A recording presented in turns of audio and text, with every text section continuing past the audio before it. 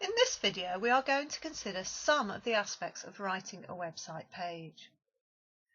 Reflecting on the priorities from the first activity in this topic, they can be grouped into 4 areas, as shown on this slide. And as you probably found, it is difficult to identify which is most important, as they all contribute to the experience of reading a website page. Some people are more interested in finding the information they need, while other people feel that incorrect spelling, grammar and punctuation demonstrate a lack of professionalism, which creates a loss of confidence in the whole website. The discussion forum has enabled you to share your views and gain an understanding of how other people read website pages and their expectations. We're now going to consider some research relating to the positioning of the text. Remember these diagrams from the last topic? We identified that people actually scan web pages and do not read them word for word. So why should we put so much time and effort into writing material for a website when it is not going to be read? But Nelson's eye tracking research of 2006 identified that it is not the random approach as demonstrated in the previous slide. He identified consistencies in behaviour as to where people look, which we will now consider. These diagrams are of 3 different types of web pages.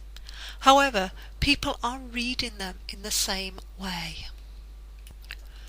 First, they read across the top of the page as demonstrated by the black boxes.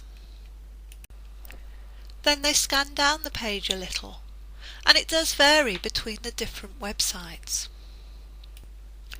A little further on, they may read a bit of the content across the page before they carry on scanning down the page.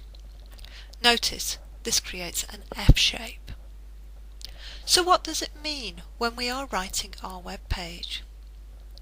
Nelson explains that your audiences are unlikely to read every word. Your first 2 paragraphs must include the most important information. It's what most people will read. Start subheadings, paragraphs and bullet points with information carrying words that will grab the attention.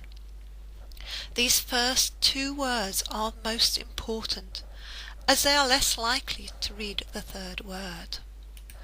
Further words of advice are available from Krug, and this is to omit any needless words.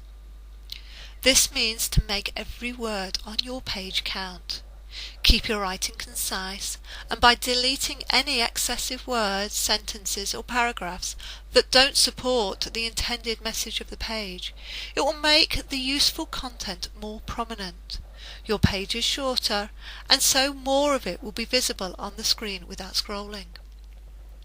Although Krug wrote this in year 2000, it is still relevant today. Think about the current technology that is used and how people are likely to view your page.